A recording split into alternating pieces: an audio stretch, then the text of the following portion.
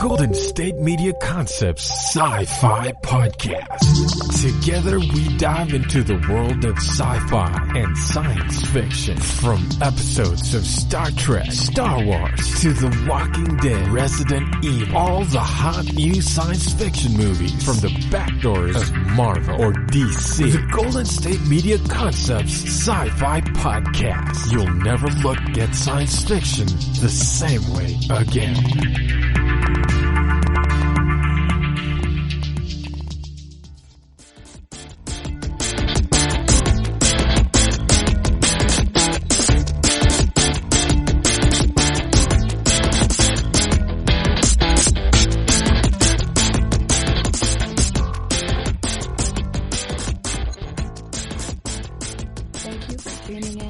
GSMC Sci-Fi Podcast, brought to you by the GSMC Podcast Network. I'm your host, Alex. You guys, it's been a pretty exciting day so far for sci-fi. If you are avoiding Stranger Things spoilers, well, they're not really spoilers. Netflix released a new short videos under a minute long, letting us know what is going to be happening a little bit in the next season. So fast forward right now about 30 seconds if you don't want to hear it. 5, 4, 3, 2, 1. All right, we found Hopper alive in Russia. He appears to be building some type of railroad system, and he is in a very snowy part of the globe. So pretty much everyone at the end of season 3 of Stranger Things was like, hey, looks like Hopper's probably still alive in Russia. He probably got over there and he's alive over there. It'll be fine. And Netflix went ahead and confirmed that today. So I'm really excited about that. It is really cool that Hopper's still alive. He's one of my favorite characters. So if you want to check that out, they have that out on YouTube now. Okay, we're done talking about the new Stranger Things spoiler now. So if you were fast forwarding, it's safe to come back now. All right, so I want to talk about a couple different things today. Most of them are going to be related to Harrison Ford because Harrison Ford is bae. He was my very first crush when I was 4 years old. As Han Solo. Han Solo was my first crush. I wasn't really into actors at all growing up, but Han Solo, he was my fave. Used to walk around pretending to talk to him on a little pretend flip phone way back when, and I always made my sister talk to Luke if we were pretending to have boyfriends when we were little. I'm like, I'm sorry, Luke is your boyfriend. Gross. But first, I want to talk a little bit about Cynthia Erivo's new upcoming movie. So if you are familiar with Cynthia Erivo's previous work, she was in Harriet recently and was Oscar nominated, but what you might be more familiar with if you are a big sci-fi fan is her podcast called Carrier. So in Carrier, Cynthia Erivo's character, Raylene, is a truck driver who discovers that her current cargo is a huge threat to the planet, and these creatures and stuff are coming after her while she's transporting it in her truck cross country. This was originally a podcast with Q Code and Dan Blank. They created it, and she was the main character. Now they are writing and directing the movie. So Cynthia Erivo is going to be the character Raylene again on screen, and Steven Spielberg's company, Amblin Entertainment, has bought the rights for it. So this is very exciting, both for her. I love her. I follow her on Instagram, and it's also very exciting for more sci-fi. I love that this character is a truck driver as well, and it's going to be really cool for everybody to really become more familiar with Carrier as we go along. A lot of podcasts are big deals in their own right now, especially with a lot of the horror type podcasts. I follow some that are like Appalachian stories that are really fun, and this is no different. But with Steven Spielberg's name on this one may be about to blow up. So if you want to get a better idea of what Carrier is going to be about, and if you don't mind spoilers, or like if you're like me and you're a fan of reading the books before the movies come out sometimes, then you might really enjoy listening to the podcast first. I'm really stoked too that all of the original people who were involved with it, the creators and the actors, will be involved in this as well. So keep an eye out for Carrier in the next couple of years. It was just recently announced, so it may be a little bit before we get to see it. But in the meantime, you can check out the podcast. All right. I also want to talk about Harrison Ford today, just because he's the best. I have always loved his work, and I've loved him in pretty much everything he's ever been in. Even the non-sci-fi stuff, I'll watch something just because Harrison Ford is in it. I'm also very excited about his upcoming movie called The Wild. That was one of my favorite books growing up. I read it so many times, starting with the great illustrated classics for kids.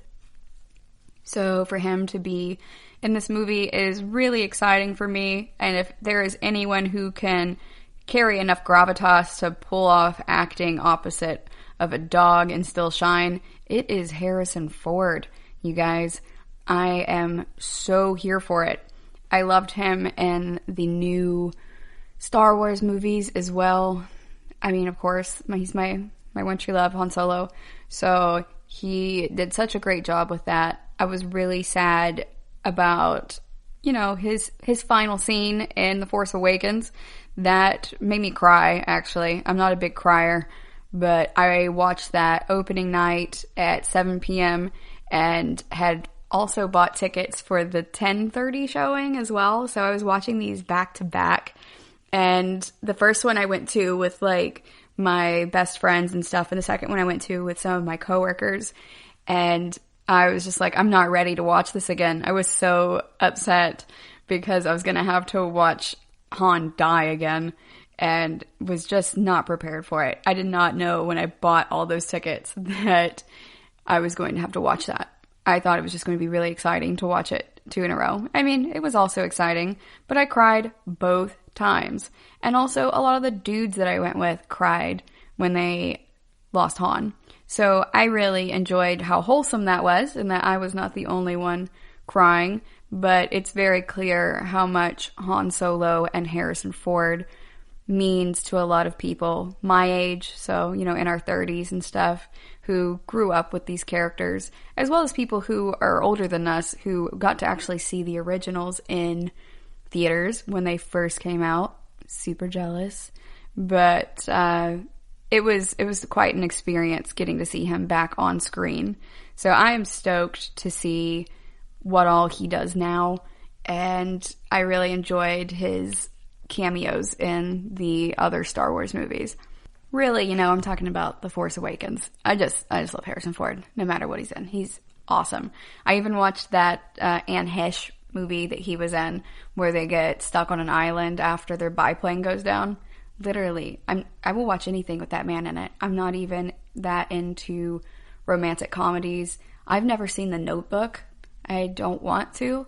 So I'm not a weepy girl. I'm not into like Marley and Me. I haven't seen that one either. Never watched Up. I don't feel inclined to. So, it was a big moment for me, losing Han, but I enjoyed the movies regardless. Force Awakens was not my favorite, neither was The Last Jedi. I really enjoyed Rise of Skywalker though, which is funny because he's not really in it that much, but it was well done. I think J.J. Abrams did as good of a job as he could at repairing the chaos, essentially, that Rian Johnson left in his wake by making Speed 2 in space. I'm still a little grumpy about that, but I still went and saw it to support Star Wars in general, and I totally understand a lot of different people liked it, and I'm glad if you liked it. But I didn't necessarily. I had a lot of problems about it. But then again, Star Wars isn't really sci-fi per se. It is a fantasy space opera. There's not really science in Star Wars if you sit back and think about it. as we go back to like Anakin referring to the lightsaber as a laser sword at one point, and that kid is sitting there as like an engineering savant, and he should know the difference between a laser sword and a plasma sword, and that in order for laser swords to exist, you'd have to have a cap on the other end to stop the laser from going on in perpetuity. But, I digress. We're mostly here to talk about things that have Han Solo in them, and he was not in episode 1. So, we are going to go on a quick break, and when we come back, we're going to talk about more things Harrison Ford related.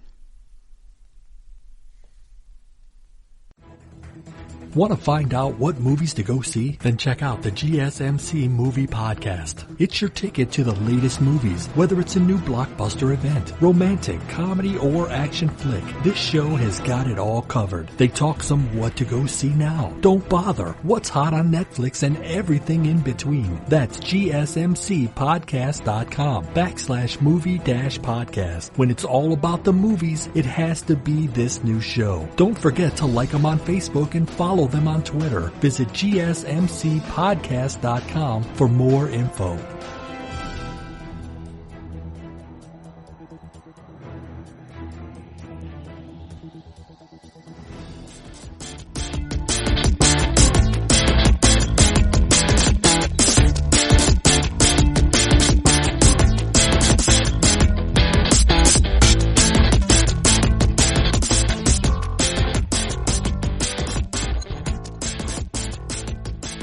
Welcome back.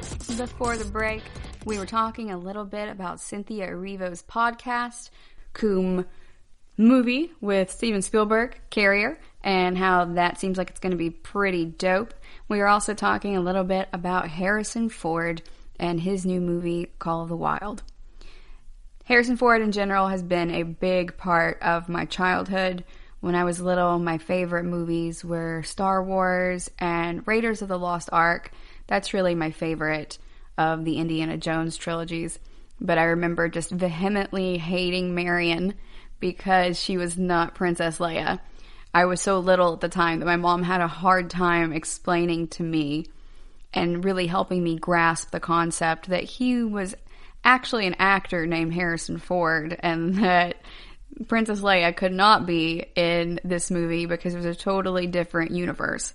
Now, I knew that he was going by a different name, but I feel like Indiana Jones and Han Solo are both kind of scoundrel types, so it was really easy for my tiny little child brain to go, no, it's the same person. And, those were filmed not too far apart from each other, so he looked pretty similar in them too. So I was not a fan of Marion. I still don't like Marion as an adult. I did not like her in Raiders of the Lost Ark. She just yells all the time, Andy! But I love that actress in Scrooged. So it's not her fault, really. It's just, I don't know. I didn't like that character, I guess. And I didn't really enjoy seeing her come back for The Kingdom of the Crystal Skull either. I've recently rewatched both of those, and I still don't like her. But no offense to the actress. Like, I totally can separate the actors from the actors at this point in my life. I am no longer 4 years old and trying to parse that out. But I really enjoyed Raiders because of, like, all the adventure in it. Now, you can say that about all the other Indiana Jones movies, too. And I do love those as well. But Raiders was my favorite. It was so mystical and wacky with how the Ark of the Covenant actually opens up and emits all these spirits that are, torching these people to the ground, essentially. I love watching people melt, and watching that guy's face melt off in Raiders always stuck with me. I was also a huge fan of Who Framed Roger Rabbit and RoboCop as a small child. I don't know why I liked watching people's faces melt off so much. I think it might have just been like the wax component. I also really enjoyed House of Wax later on. Yes, I mean the one with Paris Hilton in it and Alicia Cuthbert. I really like that movie and watching the wax melt off of people's faces. It's really cool. I really want to go see a Madame Tussauds wax museum. I think we have one in San Antonio, so I'm going to have to check that out at some point. But I think that was kind of just born out of my love for Harrison Ford, and Raiders of the Lost Ark is one of the first times that I saw that happen.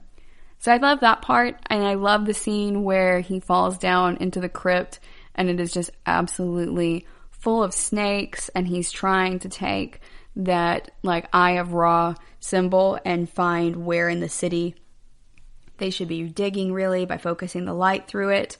And we see echoes of that in other stories as we go along that feel very similar, like in The Mummy, where they're using the mirrors to bounce the light through everything. And I love those types of concepts. We also have some of that in Stargate as well, with the mythology of Ra and the Egyptian gods. So a lot of that for me started with my love of Harrison Ford. I really also enjoy how he plays off of other characters and other actors. He's very funny, and he's very good at sarcasm. Oh my god, I love that man's sarcasm. I think that's where a lot of mine comes from, and a lot of my love of sarcasm in men comes from. Is that healthy or not? Who's to say? It's just sarcasm. It's not necessarily hurtful, but I do love some solid sarcasm. Indiana Jones was a big part of that, and so was Han Solo. So with Raiders of the Lost Ark, I really love the beginning where he is going in to obtain that little gold statue, and he goes to put the sand on it, and you think everything's going to go great, and then everything starts crumbling around him, and he has to run down through the whole labyrinthine type tunnels that he got in to obtain it anyway, and was running from that giant boulder. That is the most iconic scene, I swear, in any Indiana Jones movie, and it's what I think of when I think of Indiana Jones. You can also see how much it's impacted the rest of popular culture in video games, like in Crash Bandicoot, where he is running from those type of, natural elements, or he's running from a creature that's barreling down after him. Those are really fun, and it makes for a really great side-scroll game as well. So fun, and it's really, everything goes back to Harrison Ford, you guys. Everything. So in that movie, he goes and keeps obtaining, throughout all of Indiana Jones, he goes and tries to obtain these objects, and he keeps yelling, "They belong in a museum! It belongs in a museum!" I have a couple problems with this. So, one, Indiana Jones is the worst archaeologist in the history of archaeology. I swear. Like, before I even went to grad school for anthropology and became best friends with all of these archaeologists, I was like, really? This man is really bad about bringing these back. Like, who is funding him? I'm not even sure at this point who would continue funding him, because he doesn't bring back any results. He just creates mayhem and kills a lot of Nazis. Are anti-Nazi groups funding Indiana Jones? Who knows? Maybe. One of my friends asked me that the other day on my Twitch stream, and I thought that was hilarious and a good point. So maybe groups like the Anti-Defamation League are funding Indiana Jones rather than it being from, like, the National Institute of Justice or the NSF, the National Science Foundation. Because Lord knows he is not bringing back anything. He's just going out there and fighting. So he's also not participating in his classes. So how is he a dean at the end of Crystal Skull? That man does not put in enough work in academia to be able to be the dean. He would have to buy out his classes to go and do all these shenanigans. Or are we meant to believe he is doing this all during summer break or winter breaks? I don't know. A lot of my professors do a lot of stuff during summer breaks. It's hard to get a hold of them if you are wanting to talk about your project or your thesis or anything, because they are on digs of all types of different digs. So it might be archaeological in nature. It might be modern humans and exhumations rather than excavations. It just depends. But this man does not have any results. We never get to see any of the papers that he writes about him. If he is writing these papers, I'm assuming he is, though, if he continues to get funding to go and do these shenanigans. and is able to leave the classroom for that long and still get paid and still be at least on the roster of professors.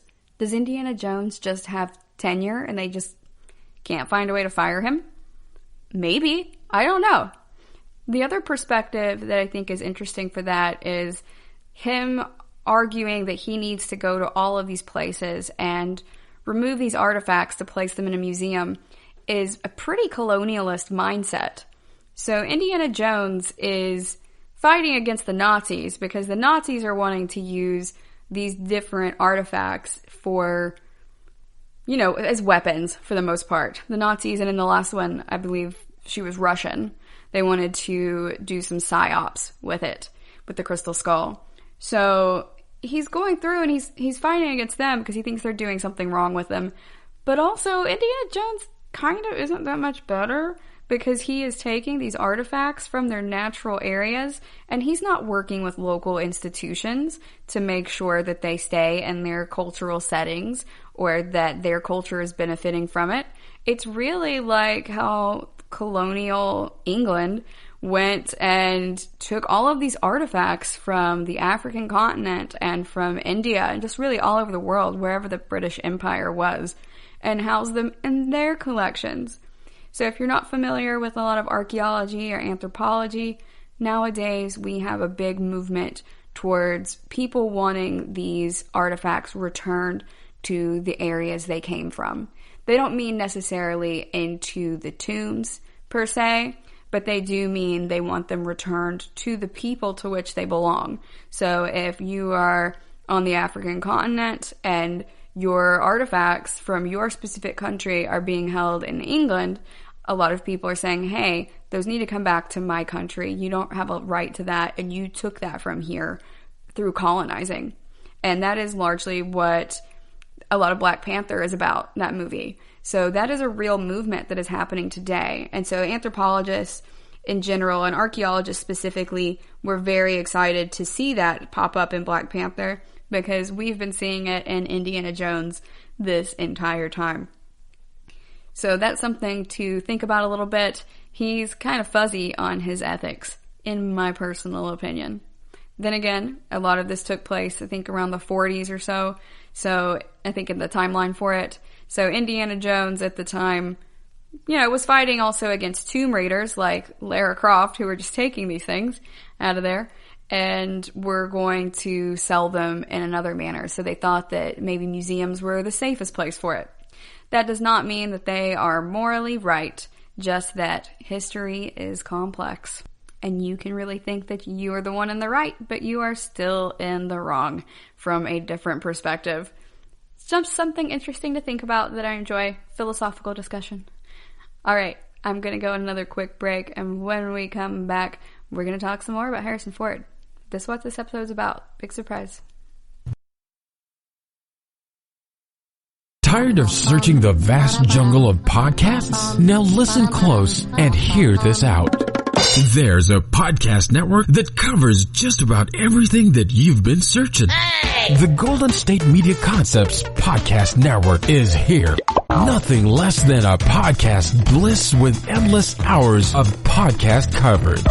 From news, sports, music, fashion, cooking, entertainment, fantasy, football, and so much more. So stop lurking around and go straight out to the Golden State Media Concepts Podcast Network. Guaranteed to fill that podcast itch.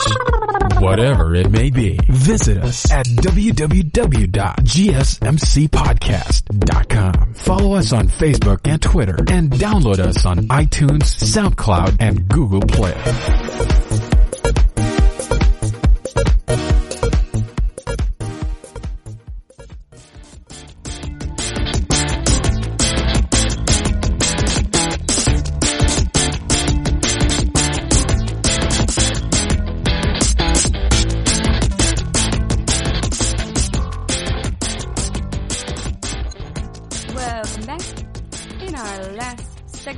Talking about Harrison Ford's character Indiana Jones and how he's either a very terrible archaeologist or he's both a terrible archaeologist but also has really good tenure and is just they're unable to fire him at this point.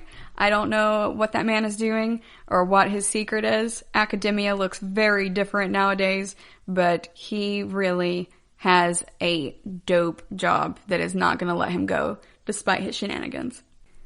All right. So we talked quite a bit about Raiders and how I don't like Marion. Although I do appreciate the scene at the beginning where she is able to outdrink the other person at the table. I'm always here for a strong female character, and how she is able to use her wiles in the tent later on and then go to stab that guy. I'm here for it. I'm here for women using all the resources at their disposal to be a strong character. And that includes sexual resources. I love Vala Maldoron just as much as not as much as I love Sam Carter. That would be a lie. Samantha Carter is my favorite character in Stargate. Her and Jack O'Neill are both my favorite. But I also love Vala, and I love how they did not make them antagonistic towards each other, even though they take two very different approaches. But my point is that Vala is more hypersexual, and she is more likely, by far, to use sexuality as a weapon towards men in particular. The first time we meet her in Prometheus Unbound, she's using it against Daniel Jackson, and he is just so confused because she's alternately coming onto him and then also trying to knock him out so she can steal his ship. But I love both of those characters, and I like that element of Marion. Even if I don't love her entirely as she is, I do like certain aspects of her. Marion is very much a never say die type of woman and is going to do anything that she can and anything she can think of to solve these problems.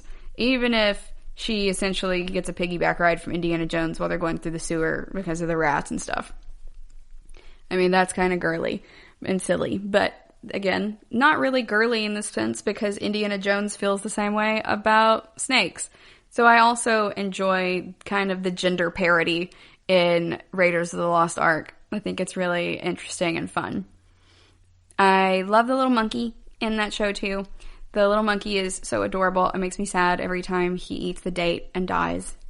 But, there's that. But there's also the whole bringing a knife to a gunfight scene where the guy comes at Indy with the sword and then Indy just shoots him. That is very funny to me, and I really enjoyed that scene a lot. It always sticks out to me every time I watch it. I also think that Kingdom of the Crystal Skull is not that bad, you guys. I'm just going to come out and say it. It's really not that bad. It does not make as little sense as a lot of people like to say it does. So people who are really against the Kingdom of the Crystal Skull because of the alien component, I mean, come on. We have the whole chest, right? The Ark of the Covenant carried throughout like the last third of that movie in Raiders of the Lost Ark, and then spirits come up out of it and like melt people to death and burn them up. That's not weird, but aliens being real would be weird. And following like the Nazca lines and stuff, which are of actual interest to archaeologists, and the crystal skulls, which are of actual interest to bioarchaeologists as well as just biological anthropologists in general. Now, as a biological anthropologist, I will say that the prevailing hypothesis for that is just, cranial modification. There are so many different types of cranial modification that different cultures have participated in over the years, and they have different names.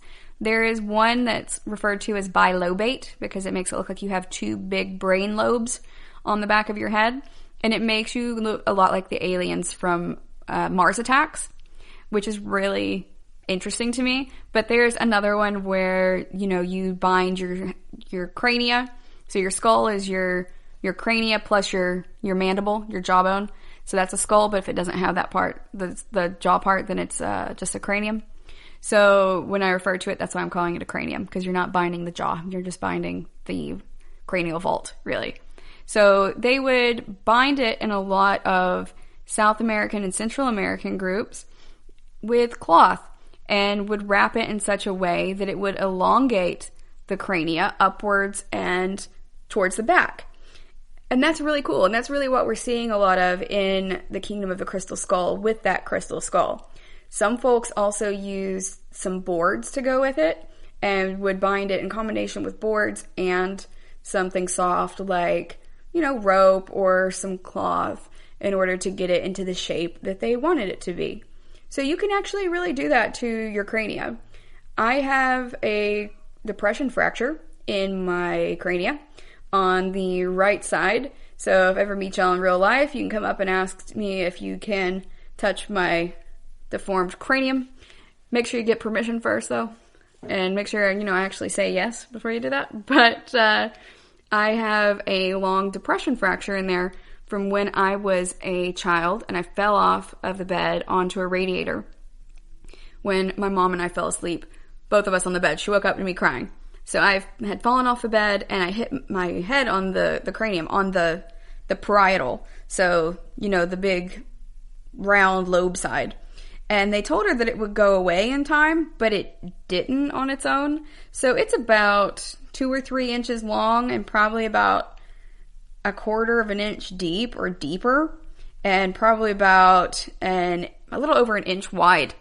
So this thing is pretty good sized. One of my professors who does biological anthropology, he talks about it in his classes to indicate to people, you can live through something like that and still, have this giant dent in your head, but be a relatively normal person.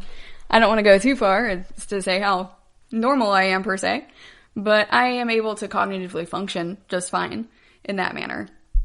So I did not intentionally perform that cranial modification, but I did study cranial modification in school. So I had an entire class when I was studying forensic anthropology in undergrad on bone trauma and modification. So it was not just diseases and trauma, but also how people intentionally modify their crania. So that is something real that people in different cultures used to do. And crystal skulls are also real. They do an episode of Stargate about it, where they're also totally real, and Nick, Daniel Jackson's grandfather, stares into the eyes of this skull for a long time, and then he ends up transported to this other area. So they've used that a lot in a bunch of different TV shows and movies over the years, and that episode of Stargate came out before the Kingdom of the Crystal Skull. And it's not that weird to me. I also just think, okay, sure, it's aliens this time instead of spirits. Why is that weird? I mean, they also rip somebody's heart out of their chest at another point, and it's like beating in his hand. And there is another Indiana Jones movie, not Temple of Doom, The Last Crusade, where they have some guy who has lived in there as the guardian of the temple and the chalice that Jesus was supposed to have used to drink water from. And that is supposed to help you live for a long time. I don't understand why those things are supposed to be real, but the others aren't. I think a lot of folks were just grumpy about the new one coming out and weren't happy that Shia LaBeouf was in it. But you know what? I like Shia LaBeouf too. I think he's really interesting as an artist, and I liked his music video he was in as well for Elastic Heart with Maddie Ziegler, the Sia song. So if you haven't seen that, go check that out. It's pretty cool. It's contemporary dance, but it's also really weird, and it's symbolic about the different parts inside of ourselves that may be at war with each other. So I think that it's fine. I like Shia LaBeouf just fine. I did feel like it didn't flow the same as the old Indiana Jones movies. It was a little bit kitschier. And, I like Cate Blanchett, but I didn't really love her in that role, per se. She wasn't, as scary of a villain to me, or as convincing of a villain as she was when she played Galadriel, or as, any of the other villains from the Indiana Jones movies. But I did enjoy that she was playing a Russian character who was trying to participate in PSYOPs, because that was very much a real thing in history. And if you've played the Command & Conquer Red Alert games, then you might already be familiar with that, because the character Yuri is the special character for the Russians, and he does psychic stuff. He does psyops, whereas the Americans have Tanya, and she just blows things up because, I mean, that's super American. Tanya, like, dual wields firearms that you could not really dual wield as somebody Tanya size, like in real life, with any type of accuracy or precision, or also, you know, without just the recoil breaking your ribs. But, you know, that's what Tanya's thing is, and you're supposed to suspend your disbelief for a little bit, because you have Yuri on the other side doing the psyop stuff. But that is what was going on during parts of the Cold War. They were trying to research all kinds of stuff, and that included not just nuclear weapons, but also stuff that we might look at today and go, what? But it was true. They were doing psychic stuff. So when they do the Kingdom of the Crystal Skull, if you know your history, then you're like, okay, yeah, it's not that weird where they're coming from with this. We're going to go on another break, and when we come back, we're going to talk some more about Harrison Ford movies. Watching TV has changed over time. Streaming has become the new norm. That's why Golden State Media Concepts television podcast dives headfirst to the world of cord cutting. Want to be on the loop of what's hot in Netflix? Or if it's not a preference, what about original shows in Hulu? We've got you covered. Join us as we fill in the blanks and talk about movies to stream and what show you should be binging. This is the Golden State Media Concepts television podcast.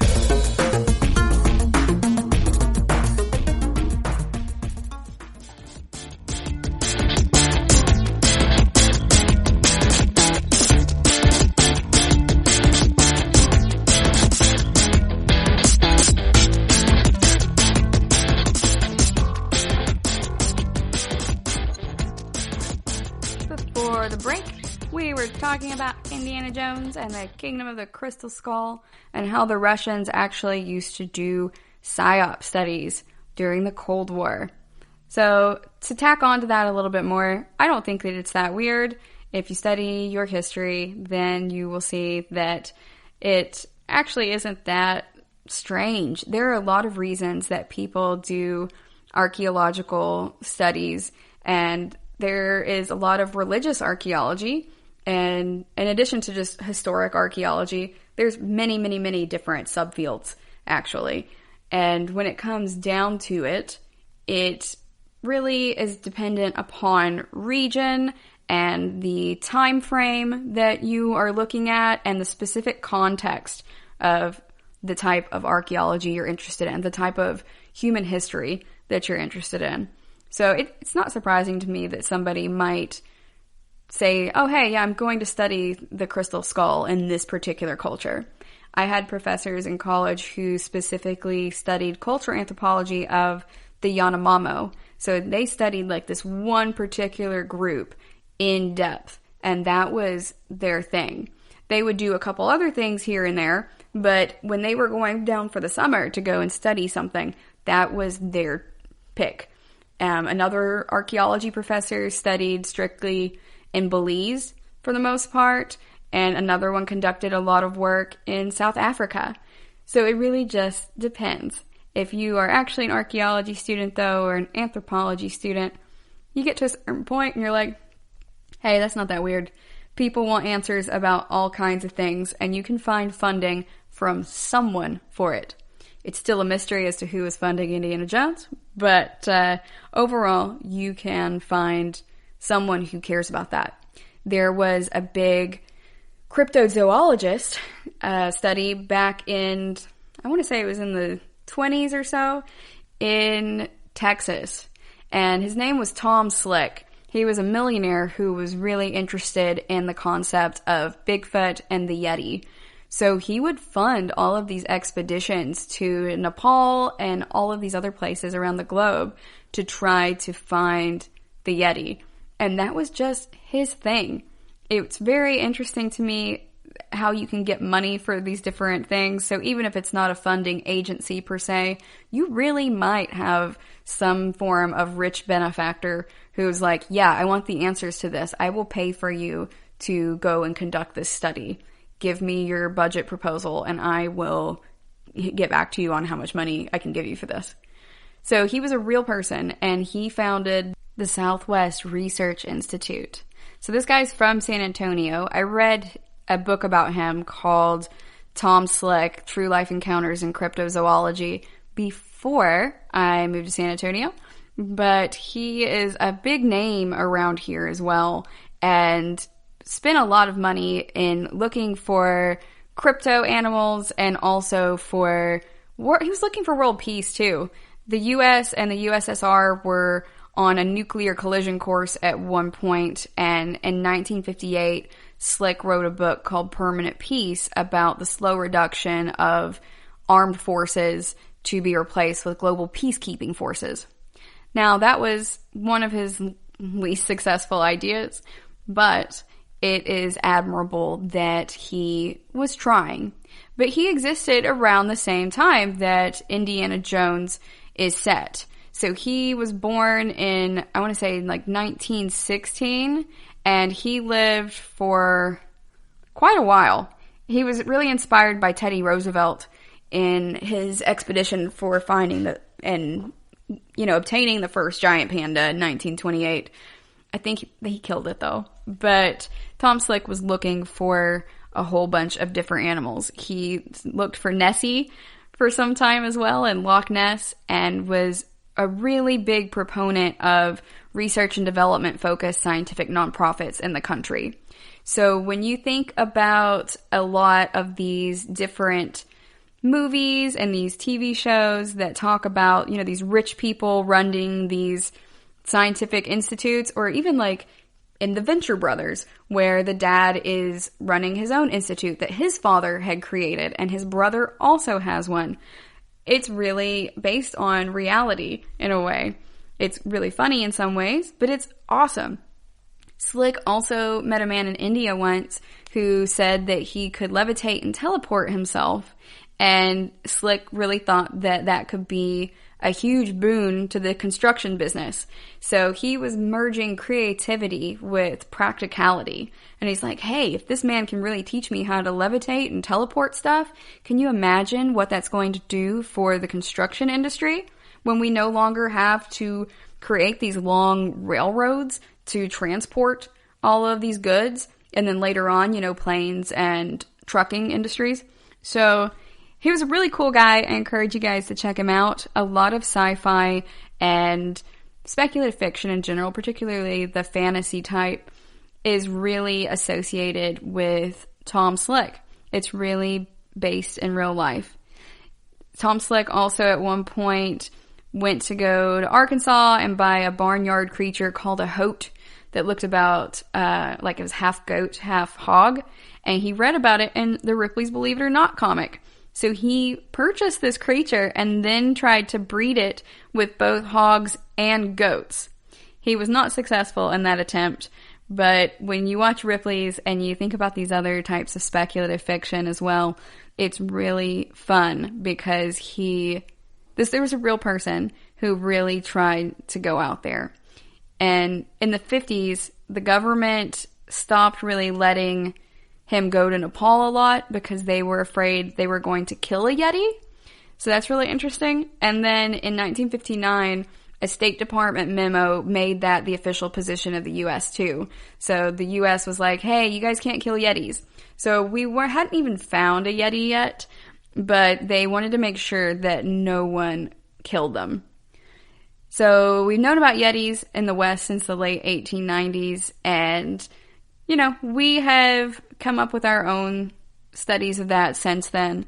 And I think that they're really fun. My hometown has a Bigfoot festival each year and is really fun. They do like a Bigfoot calling contest and all this other stuff. And it really cracks me up. A lot of people are over there and they sell Bigfoot juice. One of my friends does that, Allie. And it's really awesome. She says it can help you smell Bigfoot Bigfoot helps Bigfoot smell you from up to a mile away. But also it doubles as bug spray. It's essential oils and stuff. So I think that is really fun.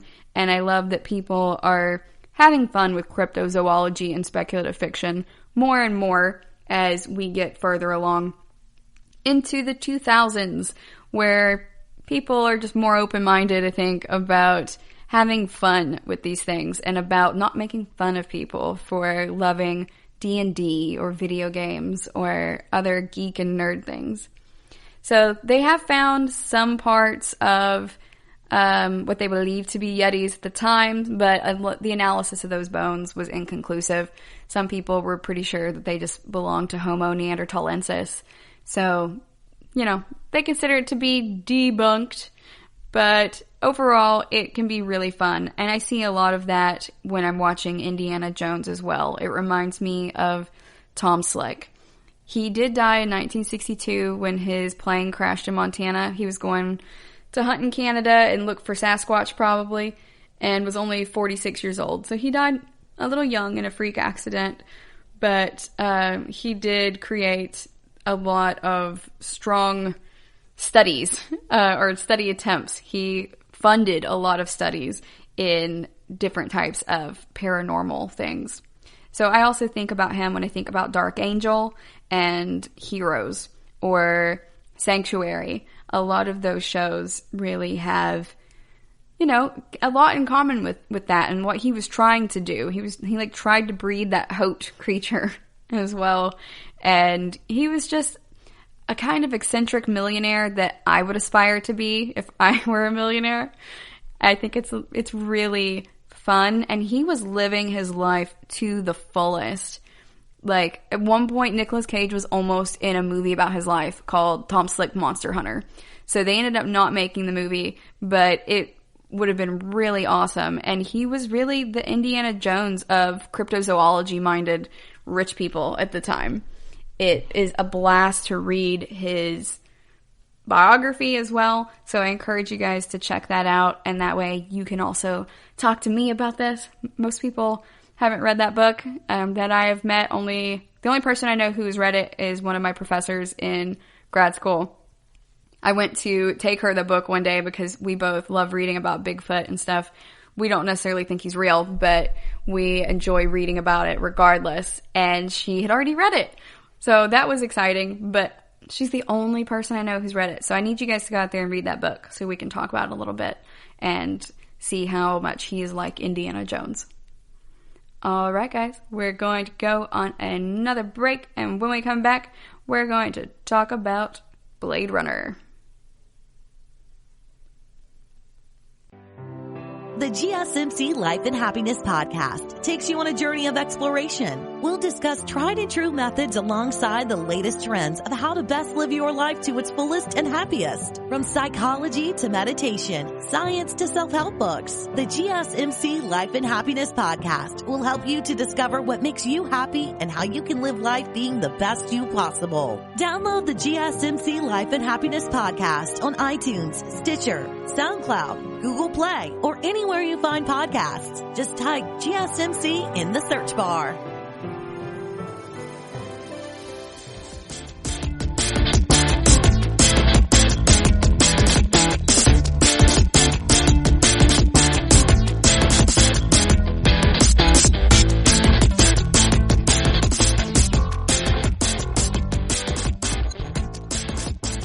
Welcome back. In our last segment, we were talking about Tom Slick, the Indiana Jones of cryptozoology eccentric millionaires.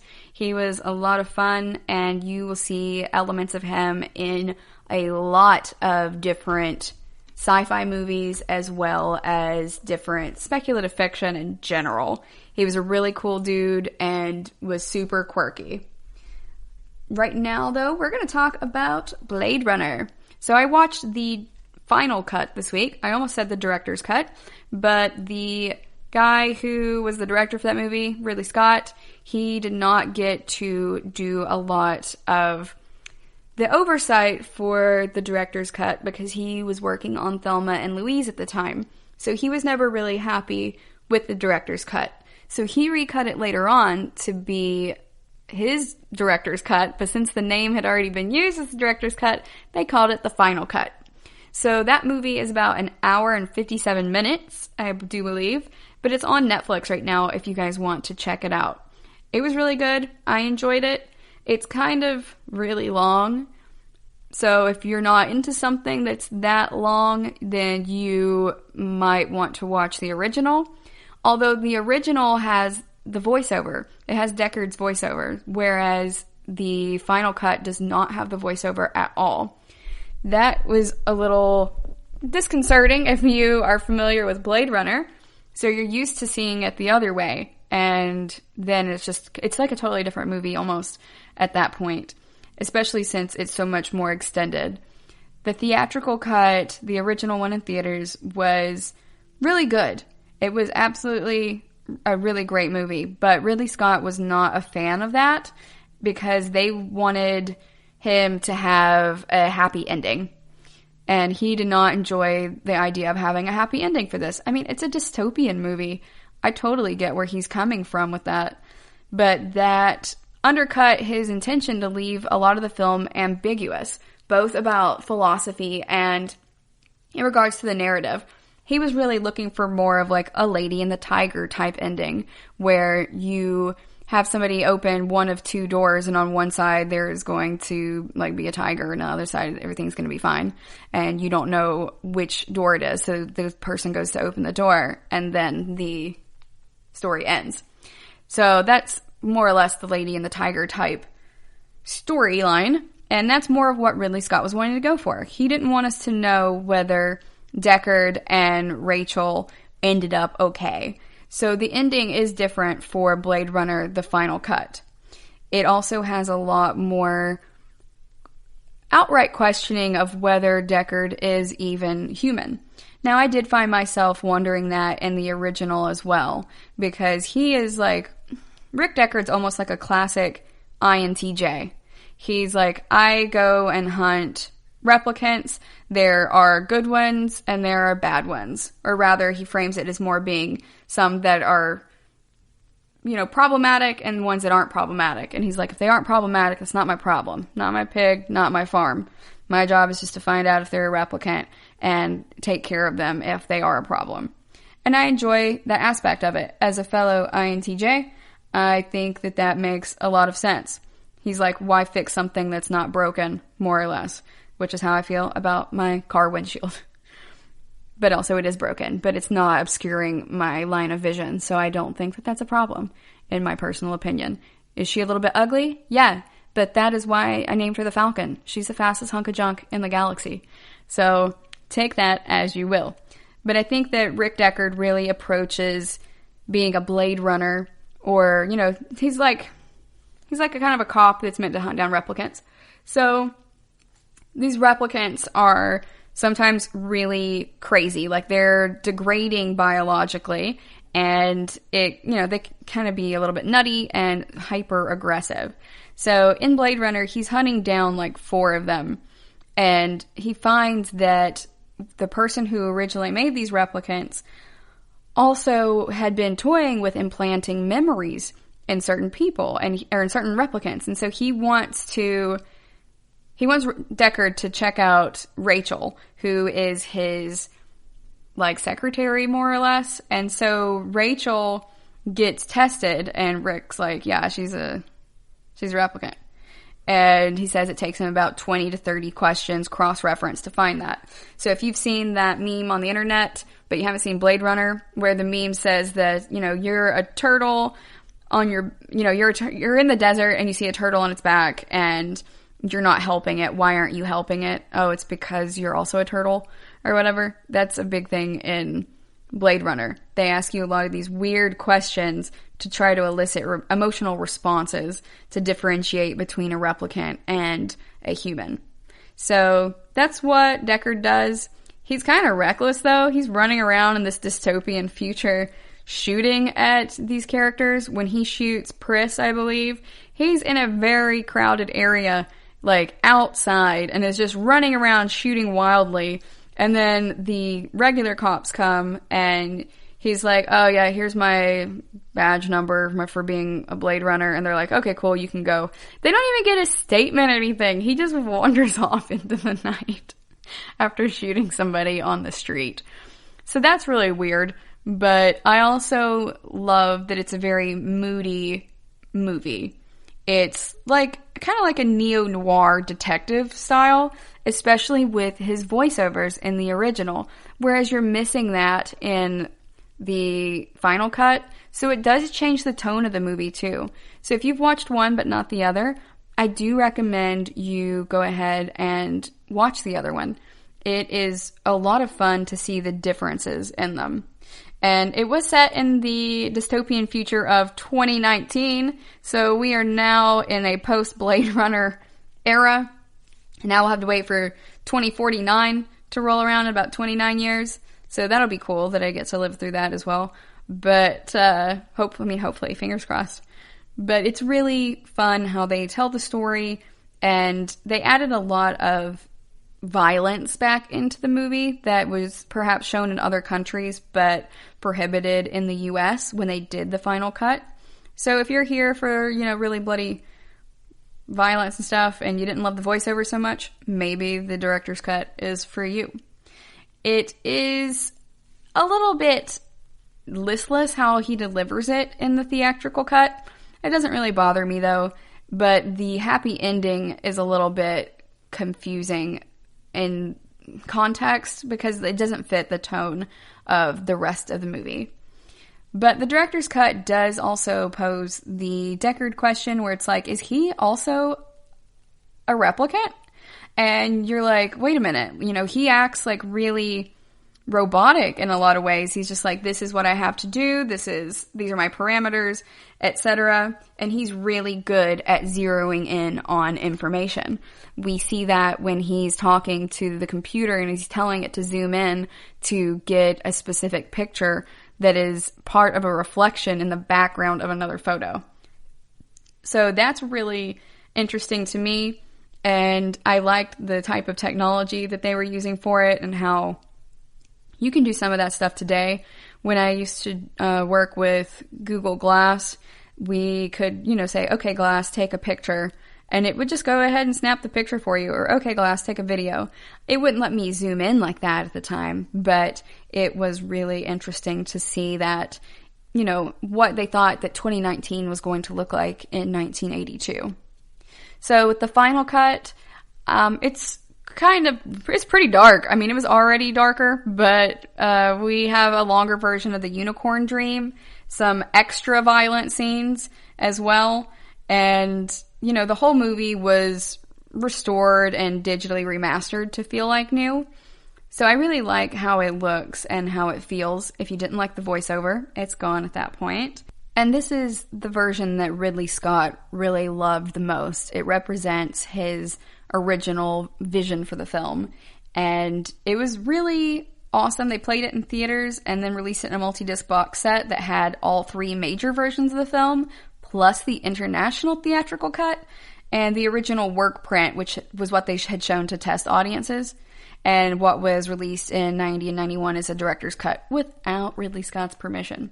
So there are a couple different ways to watch Blade Runner, and you can really check it out right now. They have them on, I think they might also have it on Amazon right now, but I watched it on Netflix the other night while I was taking a bath, and it was, it's maybe not the most relaxing movie to watch. I was trying to relax, but it's a good movie, and it has a lot of my favorite themes of, dystopian elements, and also you get to hear Harrison Ford talk really funny because he's trying to pretend that he works for a newspaper and he does an impression at one point. So I thought that was really hilarious and adorable. But you might not describe it as adorable, but I think he's adorable. So he did a really great job in this, and it really leaves us with a question of, whether Rachel and Deckard are really going to make it out okay. We're not sure how that's going to end up.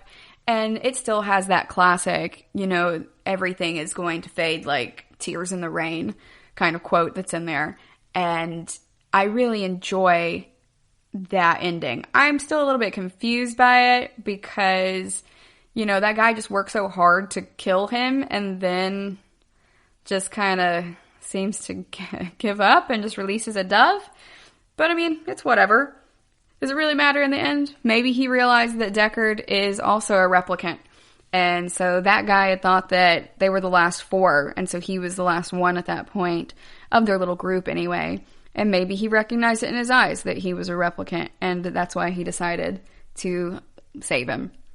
I'm not sure. Maybe I missed something when I was watching it, but it was overall really good, and I recommend you guys watching the Blade Runner Final Cut if you have not watched it yet.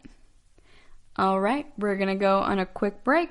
When we come back, we're going to talk about, you guessed it, we're going to talk about Star Wars.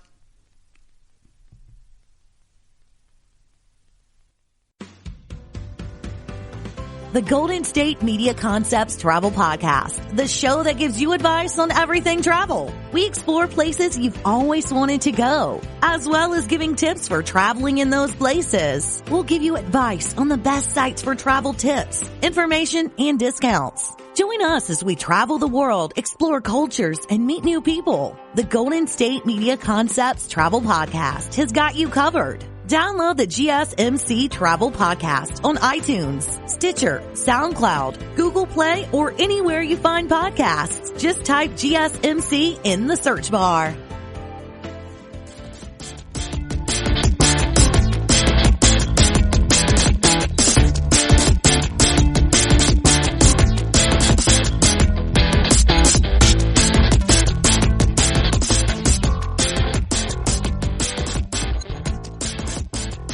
Welcome back. In our last segment, we were talking about Blade Runner, the final cut in particular, and the differences between the 3 different cuts. The final cut, the director's cut, and the theatrical version. So overall, I really enjoyed Blade Runner.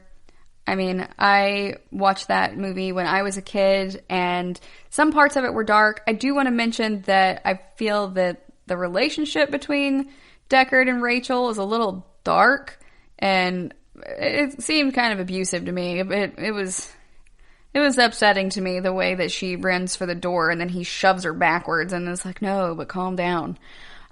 So there's that, because they have not established that they have a BDSM type relationship and that she understands she's in scene or anything. In fact, they barely know each other, and we know that they barely know each other. So it comes across as really weird, and the consent is kind of dubious at that point. We see that she's still there when he comes back, but also Rachel has nowhere else to go, really, because she's a replicant. So there's that. There are some ethical considerations, some moral considerations in Blade Runner that I meant to mention, because it did make me uncomfortable watching that part as well. I was like, ooh, this kind of takes me out of the movie a little bit, because it's like, we haven't really gotten to the point where we've established that Deckard is super brutal or anything. In fact, he seems like he has a pretty good head on his shoulders, and it's like, okay, you're not a problem, so you're not my problem. And then he gets kind of physically violent with her. So I got a lot of feelings about that. I'm gonna have to watch it again and see if maybe I missed something contextually that was supposed to make me okay with that, or make it make sense, before I, reserve final judgment on it, is what I'm saying. But I'll have to check it out and see, because it just kind of was confusing and a little off-putting for me. Now, I want to talk about Star Wars, though. Let's talk about Han Solo. He's so dreamy. Now, Han Solo is one of my favorite all-time characters. Now, that said, I did not like the Han Solo movie. It was not the worst thing I've ever seen, but it was also not great, in my personal opinion. I was actually so upset by it that when I went to go see it, I saw it solo, but by myself, at the movie theater, and I went outside and sat on the hood of my car for like 20 minutes with my head in my hands, going like, what did I just watch? What was that ending? And I was just not a fan of it. I get it. It's supposed to tie in with the, the cartoons and stuff, but I did not enjoy that. I thought Prince Shizor would have been a much better villain to go into it with that, but, I get they're wanting to leave some things in the EU, and that's fine. But I don't care about Darth Maul. I don't want to bring him back. I thought he was really cool when I was a kid, and now I'm just like, really? More Darth Maul? So that kind of bummed me out. And I also just did not like the choice of who they selected to play Han Solo for this. You know, I know that guy is a great actor in his own right and has been in some really great films where he really shone. This was not a good fit for him, in my opinion. I was against it from the very beginning.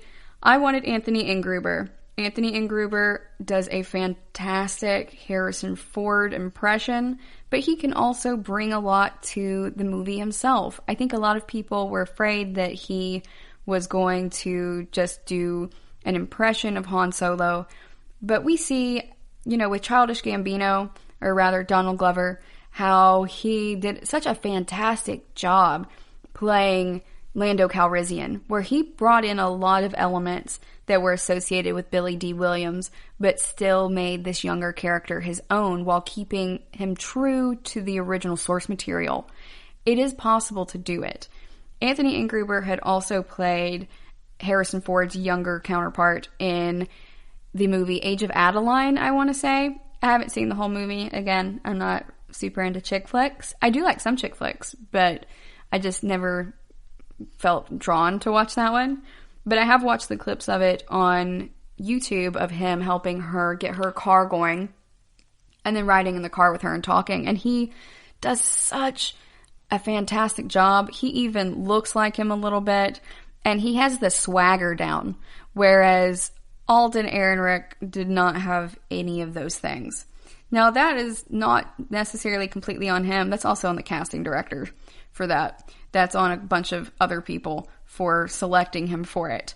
However, I feel like that movie could have been a lot better if we had had Anthony Ingruber in it. I did like that. I liked the character of Kira.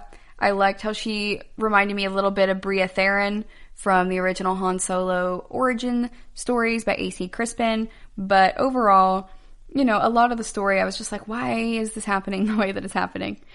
And that might just be me, because a lot of my enjoyment of Star Wars is related to Harrison Ford.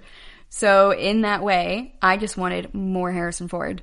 And obviously he can't be in it. And he's not interested in it at that point. He's wanted Han to be killed off for a long time. And I think the way that they decided to kill Han off, even though I was really bummed about it, it was emotionally evocative. And I will give J.J. Abrams credit for that. But also especially Harrison Ford and Adam Driver. The way that they played that, and the Jason Suotomo, I believe, who plays Chewbacca at that point, it was so beautiful and upsetting, and it should be upsetting. It really makes you, like, it literally made me cry. So I really enjoy how they did it. I know it was, you know, a little bit after when Harrison Ford originally wanted Han to be killed off, but they did it in such a powerful way, and it really took his character arc kind of to the next level. So I very much enjoyed that aspect of it. In the original series, the original trilogy, oh man, Han Solo absolutely slayed me. I love that character so much. He is so sassy and so arrogant in a lot of ways, but you really see his heart kind of unfold as time goes on. And so it was really sad to see that in The Force Awakens, about how he and Leia just were not able to be together anymore at a certain point, because what happened with their son was so painful, and they both dealt with it by essentially throwing themselves back into their work and what they knew best. And for Leia, that was the rebellion. And for Han, it was going back to smuggling, because it was just too much to be around the grief all the time. And that happens to a lot of people who have to grieve for their children. And, you know, they didn't necessarily lose Ben to death at that point, but turning to the dark side for them, that is like a death. And that's super upsetting for Leia, because that happened with her father. And the whole reason why she decided not to become a Jedi was because she was afraid of how that was going to impact Ben, because she had seen into the future and saw that if she finished her training, how that would end for him. And so it's just so heart-wrenching, but the two of them do such an amazing job, Carrie Fisher and Harrison Ford, and really bringing that across, even with something as simple as that hug where they're holding each other in The Force Awakens. And it was so sweet. And it also just divorce goals as well. Was I really sad that they weren't together anymore? Yes. I was very upset by that. And I was like, how could you do that to me? That's the one thing I wanted. I just wanted them to be together forever. But, you know, it's not about me. It's about the narrative. And even though I think there are other ways we could have, you know, seen that go too, I respect the way that the narrative went in that aspect, because losing a child can really wrench families apart. No matter how much you love each other, it can be incredibly difficult if you, for whatever reason, feel like you're unable to lean on the other person. So I thought that they did a fantastic job, and I love that they still have it after all these years. And Harrison Ford's line of, "That's not how the Force works," that is so funny, especially after, you know, all this time before where he's like, the Force doesn't exist, despite the fact that his co-pilot and BFF definitely knew Yoda and was around during the Clone Wars and saw all that happen. So, I mean, I don't know, did they wipe Chewie's mind? Is he sworn to secrecy? Or does Han think that Chewie's just old and superstitious? I don't know. But, you know, Han went a long way in his character arc from going, you know, hey, yeah, I don't think the Force is real. You know, it's luck. And then really believing in it as his best friend and his wife develop, or his partner at least, develop their skills in it. And he meets Darth Vader himself when he is on Cloud City and tries to shoot him, and Darth Vader, like, rips the blaster out of his hand. Like, at a certain point, Han cannot deny it anymore. And I really love how he is one of the most well-developed characters in the entire saga, in my personal opinion. Y'all know I love a good, well-developed character, and Han Solo is right up there. Even in the books, too. One of my favorites was The Courtship of Princess Leia by Dave Wolverton, and in that one, they're trying to establish this new republic, and they're thinking of marrying Leia off to the court of Hapes, and Hapes are like, it's like a system, really, and the prince in them will, you know, govern over the whole system. And so they're like, okay, that could be a really powerful political alliance, and Leia, having grown up on Alderaan as a princess and in politics, is considering it, and she's like, I don't really want to do this, but Prince Isildur is he's pretty chill. Maybe it'll be fine. And then Han, like, panics and ends up kidnapping her, and Chewbacca about beats the crap out of him for kidnapping her and shoving her into the cargo hold along with, like, an oxygen mask and stuff. It's really messed up. He puts, like, an oxygen tank down there with her, and when she wakes up, angry, of course, because it's Leia and she's been kidnapped, Chewbacca hears her banging on the cargo hold area, the smugglers area, and goes and pulls her out, and it's just like, what the heck, man? And it's just so good. And a lot of the writers have really gotten a good grasp of Harrison Ford's portrayal of Han in a lot of those books. And if you haven't checked out the extended universe, I really recommend it. Harrison Ford honestly really set a lot of the tone for that character. And you can hear him in it. Like how they have a lot of the phrasing in it, and Harrison Ford was known to have said to George Lucas, you can write this, George, but you can't say it. And it's very funny to me because that's so Han Solo. It's so Indiana Jones. And that's because even though these things are written by other people and there are directors involved also guiding the process, and there's also editors in the cutting room floor deciding, you know, what stays and what goes, you can really feel how much of Harrison Ford is in all of his characters. And I absolutely love that he went from, like, set carpenter to this amazing actor we know today who has influenced my life, and I'm sure a lot of yours, especially in, you know, a sci-fi and speculative fiction context, in such a deep and impactful way. So I owe a lot of who I am to Harrison Ford, my taste in men, and also how I act myself. Is my taste in men me? Maybe. But I don't know. Maybe I just want two Harrison Fords. I want to be Harrison Ford, and I also want to be with Harrison Ford. And I am totally fine with that. Alright guys, that's all I've got for you today. Thank you for listening to the GSMC Sci-Fi Podcast, brought to you by the GSMC Podcast Network. I'd like to ask that you please remember to subscribe to the show, and writing a nice review always really helps us. Also, if you can please follow us on Facebook, Twitter, and Instagram, I'd appreciate it. Thank you kindly, and have a good night. You've been listening to the Golden State Media Concepts Sci-Fi Podcast, part of the Golden State Media Concepts Podcast Network. You can find this show and others like it at www.gsmcpodcast.com. Download our podcast on iTunes, Stitcher, SoundCloud, and Google Play. Just type in GSMC to find all the shows from the Golden State Media Concepts Podcast Network, from movies to music, from sports to entertainment, and even weird news. You can also follow us on Twitter and on Facebook. Thank you, and we hope you have enjoyed today's program.